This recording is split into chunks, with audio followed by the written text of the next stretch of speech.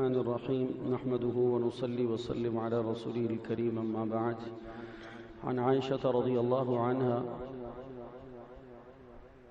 قالت أن بعض أزواج النبي صلى الله عليه وسلم قلنا للنبي صلى الله عليه وسلم أينا أسرع بك لحوقا، فقال رسول الله صلى الله عليه وسلم أطولكن يدا، أو كما قال عليه الصلاة والسلام. رواه البخاري كذا في المشكات. حضرت عائشہ صدیقہ رضی اللہ عنہا نے سے یہ روایت ہے، وہ کہتی ہیں کہ ایک دفعہ حضور صلی اللہ علیہ وسلم کی گھر والیاں بیگمات حضور کے پاس بیٹھی ہوئی تھیں اور غالباً سبھی جمع تھی. ایسا بھی ہو جاتا تھا کہ اللہ کے نبی صلی اللہ علیہ وسلم دلجوئی کے لیے سب کو ساتھ بٹھا لیا کرتے تھے اور پھر بات چیت شروع ہو جاتی تھی.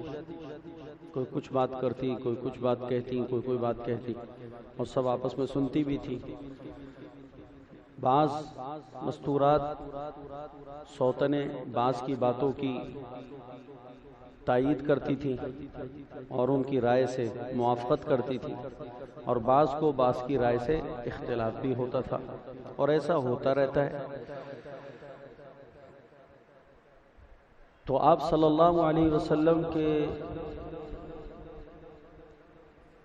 آخری زمانے کے اندر جو مواعظ ہیں، ان مواعظ میں زیادہ تر رسول اللہ صلی اللہ علیہ وسلم نے جیسے جانے والا کوئی اپنے متعلقین کو نصیحتیں کر رہا ہوتا ہے جس میں وصیت کا رنگ پایا جاتا ہے. دیکھو میرے بات، اس بات کا خیال رکھنا، دیکھو میرے بات بیٹا، اس بات کا خیال رکھنا، بیگم صاحبہ ذرا سا بچوں کا خیال رکھنا، اور دیکھو میرے بات، اس بات کی پابندی کرنا. اب یہ بظاہراً نصیحت بھی ہے، لیکن نصیحت کی رنگ میں بولو وصیت بھی ہے. اس انداز سے سامنے والا جو مخاطب ہے وہ سمجھ جاتا ہے کہ اس آدمی کے جانے کا وقت قریب آ چکا ہے. یہ جو گفتگو کا انداز ہے، اس سے یہ پتہ چلتا ہے کہ اس آدمی کو اندازہ ہو چلا ہے کہ میرا دنیا میں وقت تھوڑا ہے اور میں جانے والا ہوں. ٹھیک ہے بھائیو، اللہ تعالیٰ اپنے نبیوں کو اس کا اشارہ دے دیتا ہے. تو رسول اللہ صلی اللہ علیہ وسلم نے امت کو بھی اس انداز میں بہت ساری نصیحتیں فرمائی ہیں. اس انداز سے حضور نے امت سے بھی، یعنی مسجد میں بھی جو حلقہ لگتا تھا صحابہ میں، اس انداز سے آپ نے صحابہ سے بھی بات فرمائی. اور یہی انداز حضور صلی اللہ علیہ وسلم کا زندگی کے آخری ایام کے اندر اپنی گھر والیوں کے ساتھ ہو چکا تھا. تو اب ساری گھر والیاں جمع تھی، تو آپ صلی اللہ علیہ وسلم ان سے بات چیت فرما رہے تھے، اس سے اندازہ ہو رہا تھا.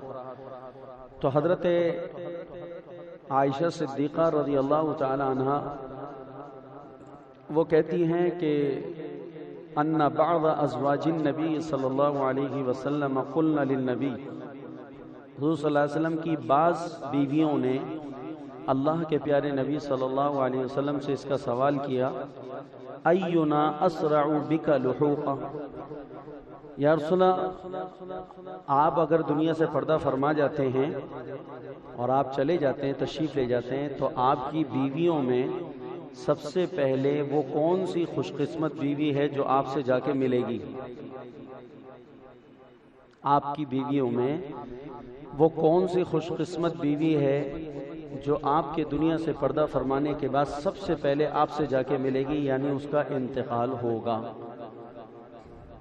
چونکہ بات چیت اسی انداز میں چل رہی ہے بار بار مجلسوں میں، اسی انداز سے کہ نصیحت میں وصیت کا رنگ ہے، نصیحت میں وصیت کا رنگ ہے.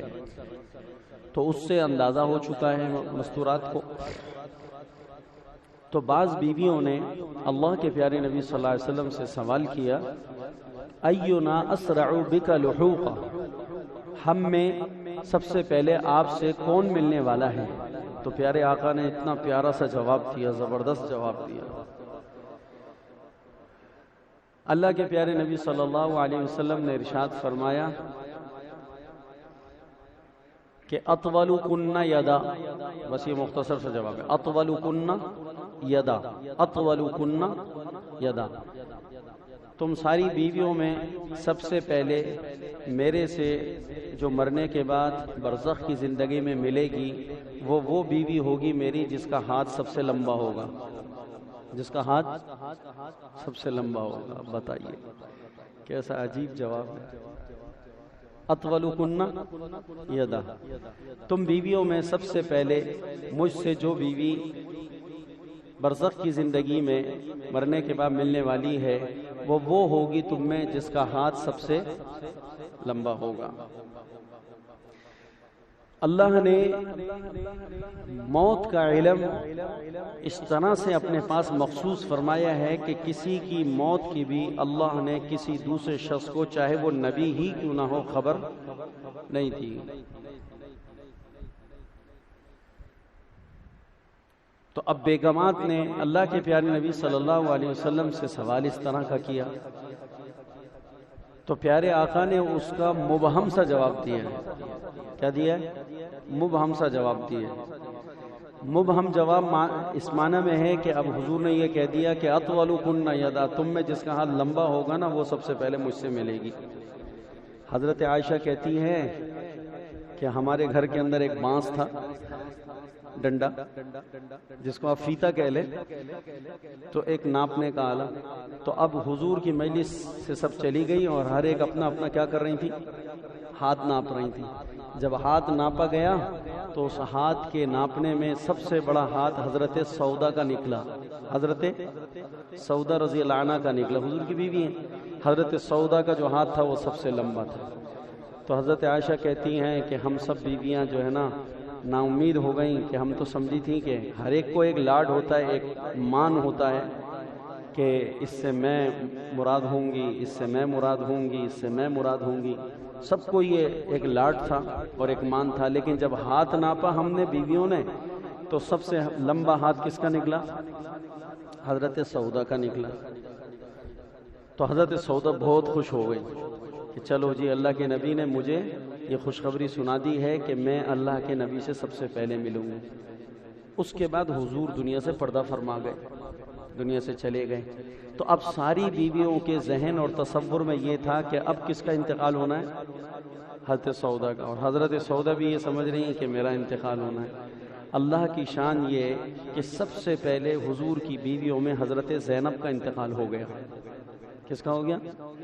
اب بتائیے آپ، بات تو گڑبڑ ہو گئی نا، بات تو اطول کن یدا، تم میں وہ بیوی مجھ سے سب سے پہلے ملے گی جس بیوی کا ہاتھ سب سے لمبا ہوگا۔ حضرت سودا کا ہاتھ ناپا گیا تو سب سے لمبا تھا، اور انتقال سب سے پہلے کس کا ہو گیا؟ حضرت زینب بنت جحش رضی اللہ عنہ کا انتقال ہو گیا۔ او ہو، جب حضرت زینب کا انتقال ہوا تو حضرت عائشہ کہتی ہیں کہ اس کے بعد ہمیں پتہ چلا کہ ہم یہ ہاتھ کے لمبا ہونے سے اس کے ظاہری معنی کو سمجھ رہے تھے اور اس کے ظاہری معنی پر اس کو محمول کر رہے تھے۔ حضور کی مراد ظاہری معنی نہیں تھا، بلکہ حضور کی مراد کثرت سے صدقہ کرنا تھا۔ کثرت سے صدقہ مراد تھا کہ جو کثرت سے اپنا مال اللہ کے نام کے اوپر خرچ کرتا ہے، اللہ کے راستے میں خرچ کرتا ہے، اللہ کے بندوں پر خرچ کرتا ہے، غریبوں پر خرچ کرتا ہے، تو اس کو یہ شرف حاصل ہو جاتا ہے گویا کہ اس کا ہاتھ جو ہے سب سے لمبا ہے۔ اس لیے کہ قرآن پاک کے اندر دیکھیں، اس لیے میں نے آپ کو یہ بات بار بار کہتا ہوں تاکہ آپ کی ذہن سازی ہوتی رہے کہ اگر خالی کوئی آدمی قرآن اور حدیث کا اردو ترجمے اور اردو تراجم رکھ کر مطالعہ کرے گا تو اس سے اس کے گمراہ ہونے کا قوی خطرہ ہے۔ اس لیے کہ عربی زبان میں وہ فصاحت اور وہ بلاغت پائی جاتی ہے کہ خود اہل زبان بھی بعض مرتبہ اپنی زبان کے لفظ کا معنی سمجھنے میں دھوکہ کھا جاتے ہیں۔ تو باہر والے کی کیا بات ہے، عجمی کی کیا بات ہے۔ اب دیکھو، ساری صحابیات جو تھیں عرب تھی نہیں تھی، اور نبی پاک صلی اللہ علیہ وسلم کے حرم میں تھی اور حضور سے عربی میں باتیں کر رہی ہیں۔ ساری عرب بچیاں، ساری عرب خاندان کی، ایک سے ایک بڑی عرب خاندان کی فصیح فصاحت کے اندر ضرب المثل خاندان کی بیٹیاں تھیں، لیکن حضور صلی اللہ علیہ وسلم نے جو یہ فرمایا اطولکن یدا، تم میں وہ ملے گی جس کا ہاتھ لمبا ہوگا، تو سب کو معنی میں ظاہری اعتبار سے کیا لگ گیا؟ دھوکہ لگ گیا۔ سب نے اس کے معنی کے ظاہر کو سمجھا، اور اللہ کے نبی صلی اللہ علیہ وسلم کی مراد اس سے ظاہری معنی نہ تھا، بلکہ اس سے مراد اللہ کے نبی صلی اللہ علیہ وسلم کی صدقے کی کثرت تھی۔ صدقے کی کہ صدقے کی کثرت جو ہے یہ بھی اہل عرب کے ہاں ہاتھ کے لمبا ہونا کے معنی میں بولی جاتی ہے۔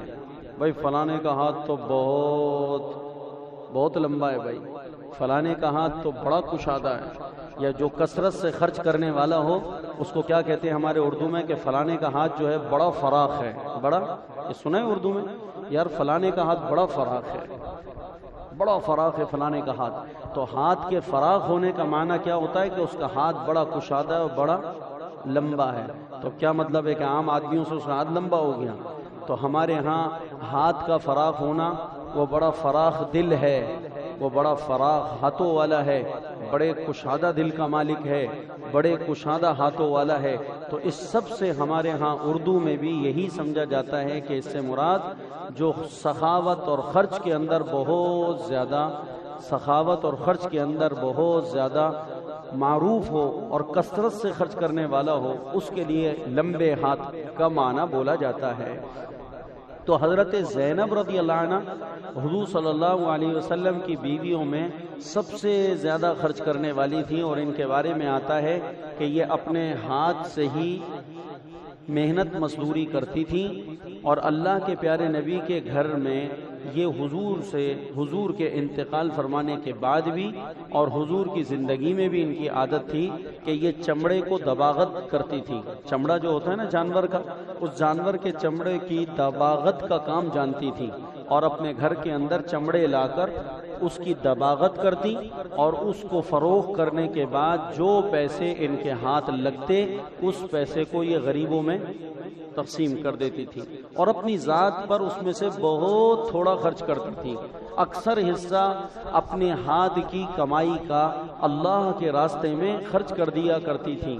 تو آج بھی اگر کوئی عورت اپنے خاوند پر بوجھ نہ ڈالے، بلکہ وہ اپنی ذاتی کمائی سے جو گھر کی چار دیواری میں رہ کر کرنا ممکن ہو، باہر نہ نکلے چار دیواری سے، بلکہ گھر کی چار دیواری میں رہ کر اگر کسی مسلمان عورت کے لیے کمائی کرنے کا کوئی جائز راستہ موجود ہو، اور وہ اس جائز راستے سے اپنی گھر کی چار دیواری میں رہ کر کمائی کر لے، مزدوری کر لے، اور اس کے کرنے کے بعد جو پیسے اس کے ہاتھ لگیں ان پیسوں کو اگر وہ اللہ کے نام پر کثرت سے خرچ کرے تو اس کی مثال حضرت زینب جیسی بن جائے گی۔ اس لیے کہ عام طور پر مرد جو ہے وہ اپنی عورت کو صدقہ خیرات کے لیے پیسے دینے میں کیا کرتا ہے؟ بخل کرتا ہے۔ کیا کرتا ہے؟ ہاں، گھر کے خرچے کے لیے دے دے گا، لیکن وہ یہ کہے کہ آپ مجھے پیسے دیجئے، میں نے فلانی کو دینا ہے، فلانے کو دینا ہے، فلانے ضرورت کو من کو دینا ہے۔ تو آگے سے کیا جواب ملتا ہے؟ میں تیرے خرچے پورے کروں، تیری بچوں کے خرچے پورے کروں گے، تیرے جو ہے وہ چہیتوں کے اور تیرے جو ہے نا جو جڑے ہوئے لوگ ہیں جو تیرے پاس آتے ہیں میں ان کے خرچے پورے کروں، تیرے گھر کے خرچے پورے نہیں تو کہتی اس کو دینا، اس کو دینا، اس کو دینا۔ تم نے دینا اپنے پاس سے دو، میرے پاس نہیں ہے۔ یہی جواب ہوتا ہے نا، ہمارے پاس نہیں کوئی دینے کے لیے، تم نے دینا اپنے پاس سے دو۔ اب اس بیچاری کے پاس تو کچھ ہے نہیں، اس بیچاری کے پاس کچھ ہے نہیں۔ تو حضرت زینب رضی اللہ عنہ اپنے گھر کی چار دیواری میں رہتے ہوئے وہ چمڑے کو دباغت دیتی تھی، اور چمڑے کی دباغت کے بعد اس چمڑے کو فروخت کرواتی تھی، اور فروخت کے بعد جو پیسے ہاتھ لگتے تھے اس پیسے کو اللہ تعالیٰ کی راہ میں صدقہ کر دیا